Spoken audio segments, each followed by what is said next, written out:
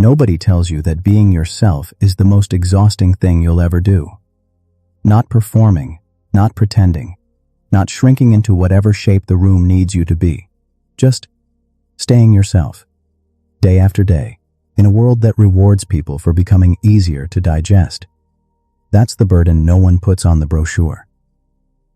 There's a version of you that learned early on how to disappear. Not physically, but in the ways that mattered. You learned when to laugh a little too loud so people wouldn't ask deeper questions. You learned which opinions were safe to say out loud and which ones you kept quiet. You learned how to read a room and reshape yourself just enough, not too much, just enough, to avoid the friction. And you were good at it. That's the part that stings.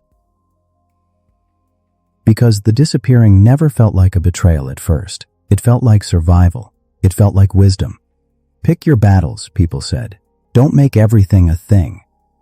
And so you didn't. You smoothed the edges. You chose peace over presence.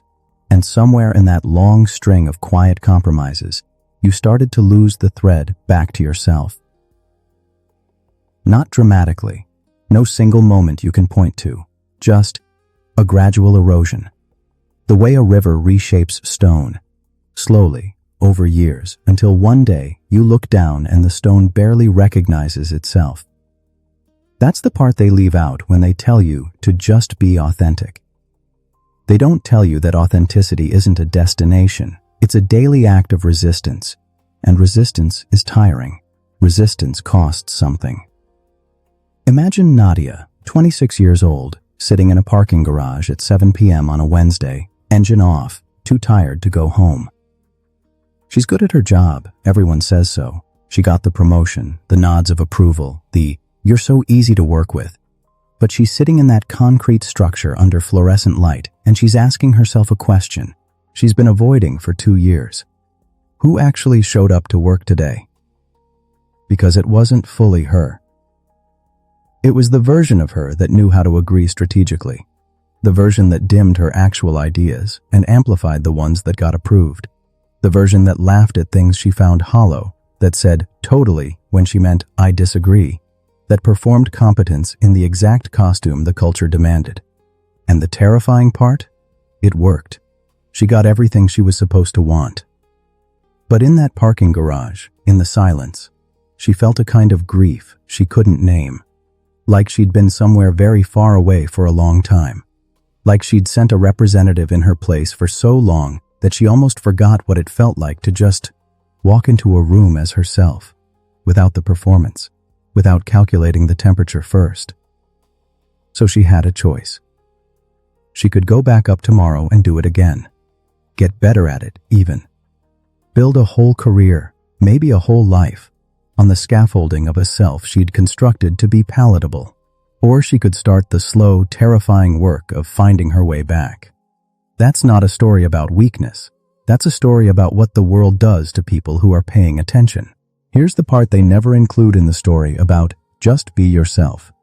Being yourself, truly, fully, without constant negotiation, it invites resistance. Not always dramatic resistance, not always people yelling or doors slamming. Sometimes it's subtler than that. It's the way the energy in a room shifts when you say what you actually think. It's the slight withdrawal of warmth when you stop performing the version of yourself people found comfortable. It's the slow realization that some relationships only worked because you were willing to be small. And that realization is devastating. Because you didn't choose those relationships with bad intent. You were just trying to belong. And belonging is one of the deepest human needs there is. We're not wrong for wanting it. But here's what nobody tells you about belonging.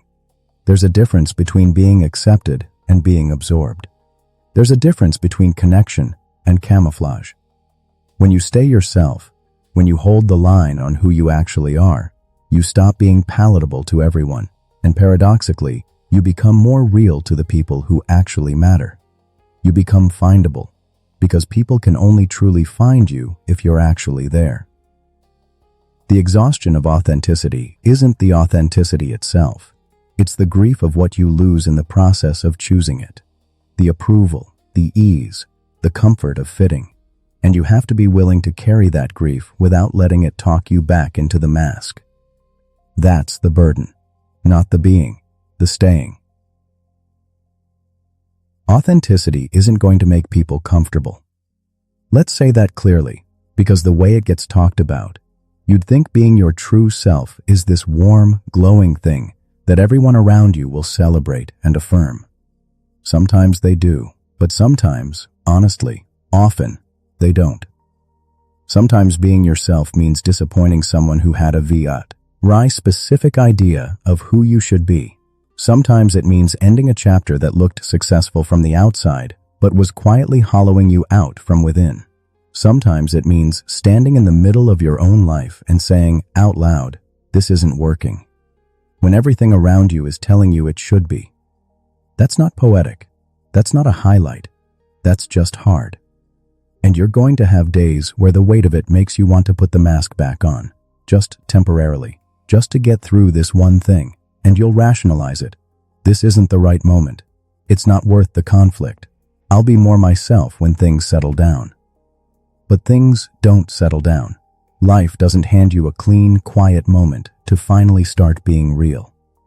You become real in the friction, in the uncomfortable conversation you have anyway, in the opportunity you turn down because it requires you to be someone you're not, in the small daily acts of choosing yourself when it would be so much easier not to. That's where authenticity lives, not in a single brave moment of revelation, in the 10,000 small moments where you held the line and didn't look away. So here's the only question that matters. Not, how do I become more authentic? Not, how do I find my true self? Those questions assume it's a discovery, something waiting to be uncovered. But you're not buried treasure. You're not hidden. You're right here. You've always been right here. The question is just whether you'll stay. Whether you'll stay when it costs you, when it confuses people, when it closes doors, when it asks you to grieve the version of your life you thought you were building and begin, slowly, the one that actually fits. There's no guarantee on the other side of that choice. That would be a lie. But there is something that most people spend their whole lives chasing and never quite reach because they keep offering the world a proxy, a performance, a more palatable edition. What's on the other side is the quiet, solid feeling of knowing who walked into the room. That's not nothing. In a world that makes it this hard to stay real, that's everything. The burden of staying authentic is real, but the cost of abandoning yourself is higher. You know that already. That's why you're still here.